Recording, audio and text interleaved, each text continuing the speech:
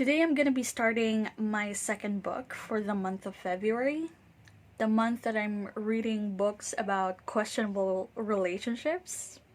I actually still laugh whenever I remember how spaced out I was, how awestruck I was from the last book that I read on my last reading vlog. It was such an unforgettable experience. But looking back, I think it was very strategic because it's a very dark, very complicated page turner, and it sets things up very nicely because now I'm in a really good mood for this second book that I'm gonna be reading. My second book for the month is Once Upon a Broken Heart by Stephanie Garber. This, I believe, is a YA fantasy romance, which is something that I'm really in the mood for right now. So, what really sold this book to me is the premise.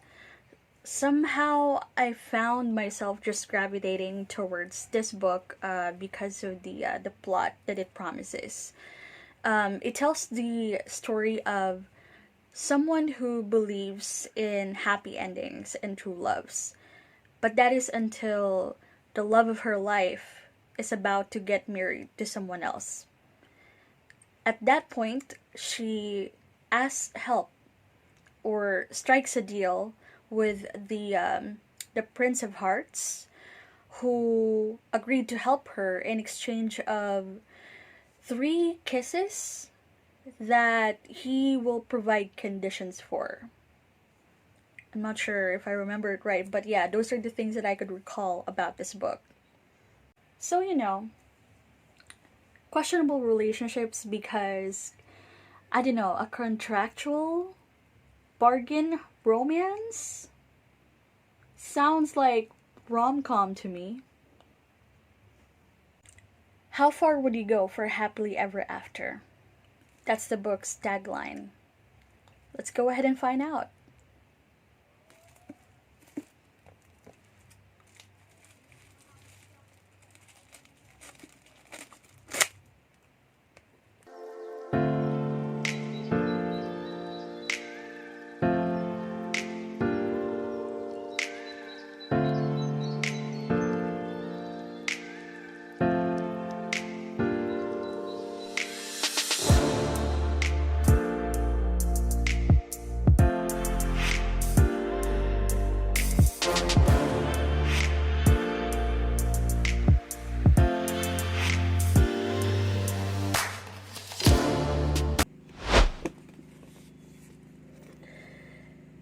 I'm 154 pages in on Once Upon a Broken Heart, and I don't know how this happens, but I can't believe I'm right and wrong again about this book.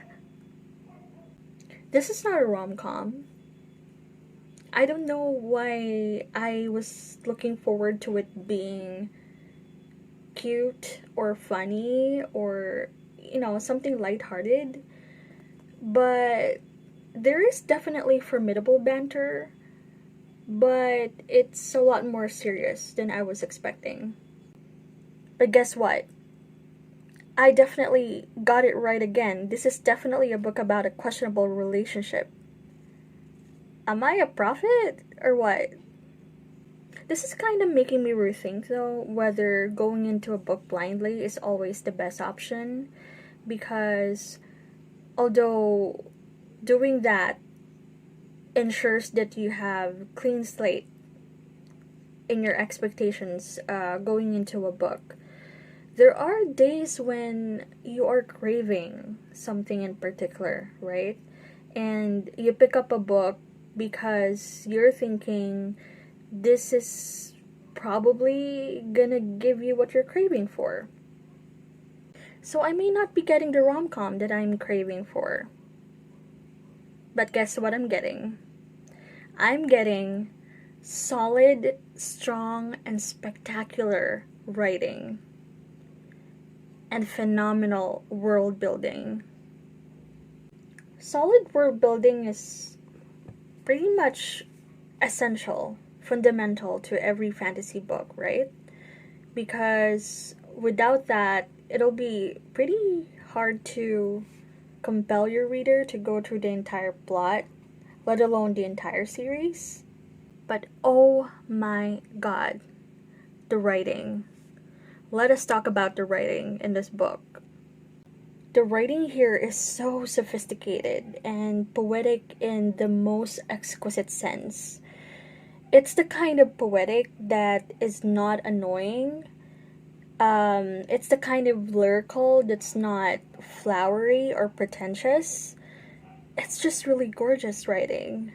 Also, I know that a lot of fantasy readers go for fantasy books in order to escape, right? So, we always don't consider relatability as a strong point when it comes to fantasy books. You don't often hear people saying, oh, this part really resonated with me. Oh, I really connected so much with what happened to this plot. Or, you don't really get that kind of review or critique over fantasy books. But there's something about the writing here that just really gives a certain level of depth to the characters, which I really love. So yeah, 154 pages in, and being caught off guard and sucker punched with unexpected feels. I'm enjoying it so far.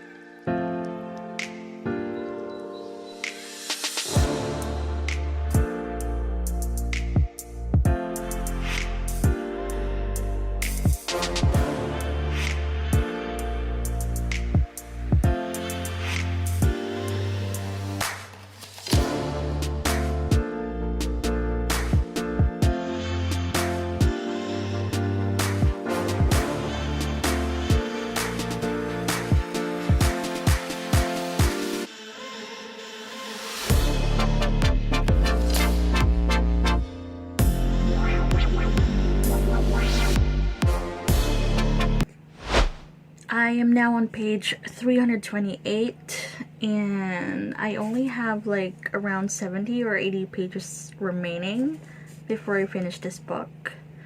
And I'm confused. Halfway through this book, I did say that writing and world building are definitely the strong points of this author. And it continues to be true. 328 pages in, the writing never fails to be gorgeous. The sentences are still beautiful, as with the first few pages, and the world building has gotten more complex, but still continues to be magical and creative.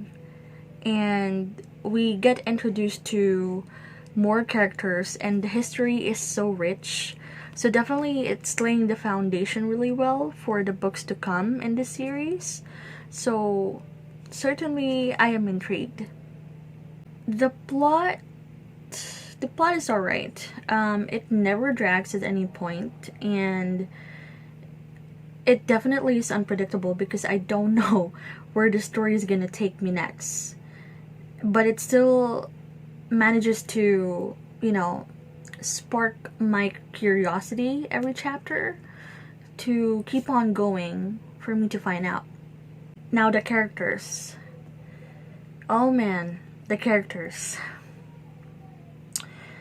Out of all the elements, I think that's where I'm having issues with.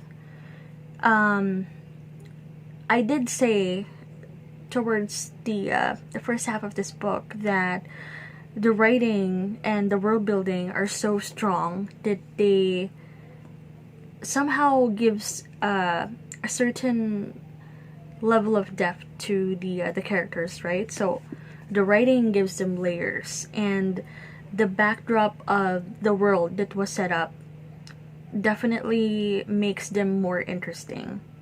But if we're strictly just talking about the characters themselves, if we're just strictly talking about their personalities, their behaviors, their motivations, and goals, if we're just talking about that,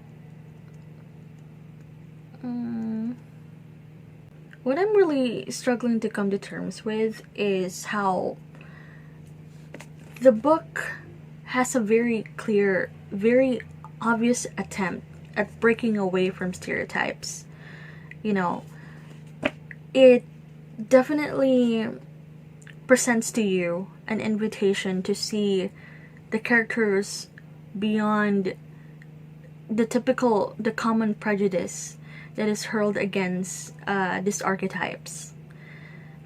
But where the plot is going now seems to be taking me back to those exact same stereotypes that it's trying to break away from originally. So I'm like,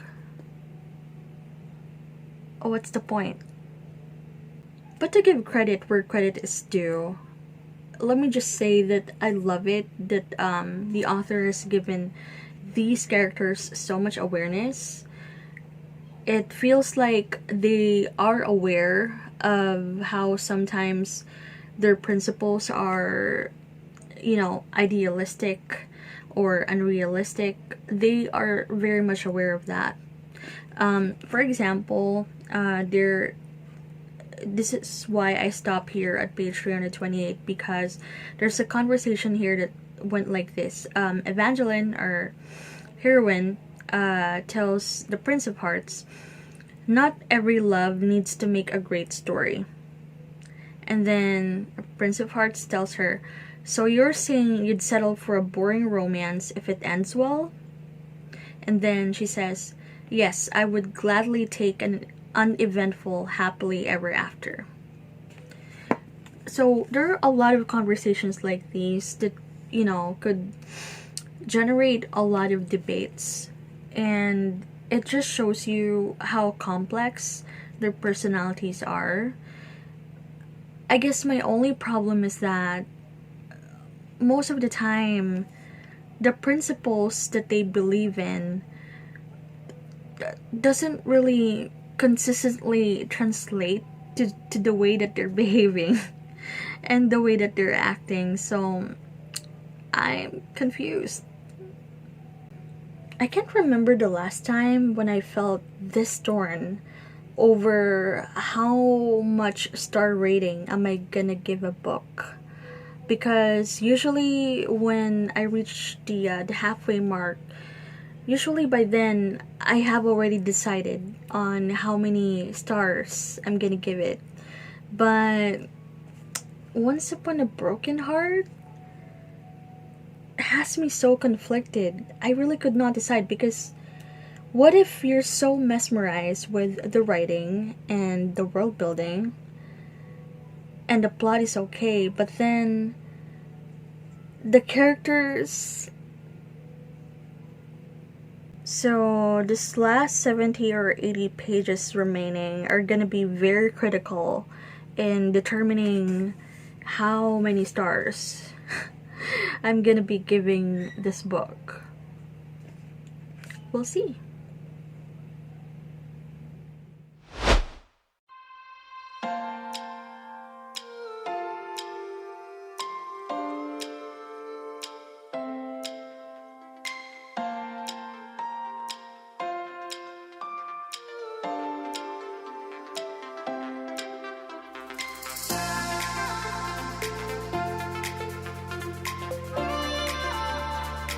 Hello there. I'm the mom. I'm the dad. What's your son?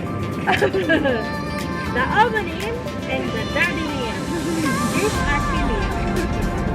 Anthony.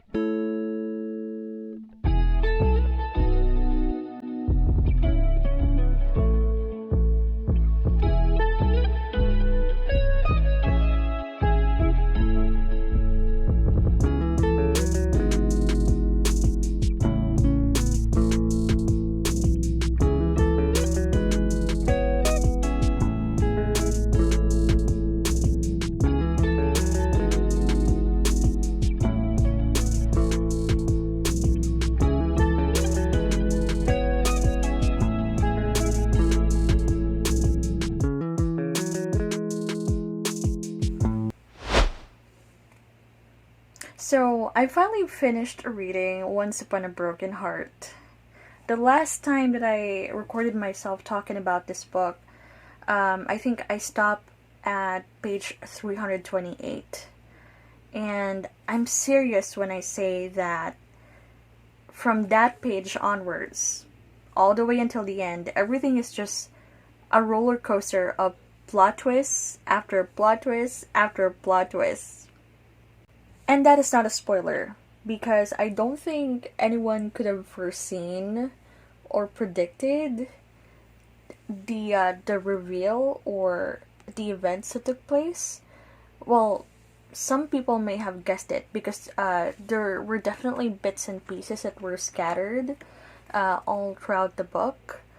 Some were really obviously suspicious, but it was so intricate. There were moments when I felt like it was being overly dramatic, somehow convoluted, but I think Stephanie Garber still really successfully presented the grand reveal as something like a messy web or chain link of miserable consequences of bad decisions. Which, by extension, kind of rationalize why the characters are flawed the way that they are.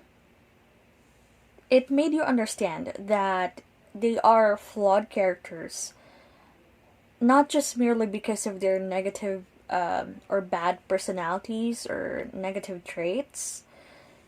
They are flawed characters because of how, like, each and every one of us, they have inconsistencies in the way that they think and the way that they behave and the way that they interact and connect to people and how they present themselves. Which, kind of made it realistic. But I think my most favorite thing about this book is how, sure, it's a fantasy, romance, YA, but at the heart of it, it is a deconstruction of several popular tropes in the romance genre and how it attempted to challenge those notions, those concepts, like, insta love and our obsession with happy endings and happy ever afters, the concept of one true love.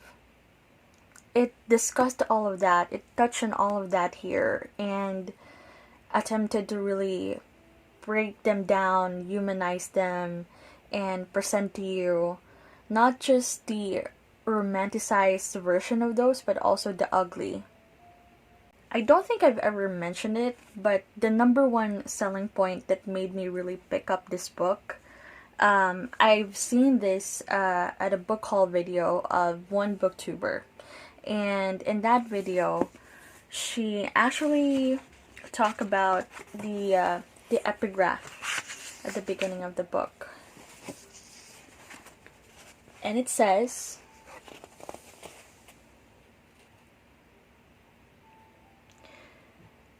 "For anyone who has ever made a bad decision because of a broken heart." It's amazing because Once Upon a Broken Heart is the kind of book that I see myself recommending to not just escapist fantasy readers, but also to romance readers who prefer their romance realistic. You can't say that to a lot of books. I hope you're still falling in love with reading and with books this February, and thank you so much for watching this video. See you on my next one, friends.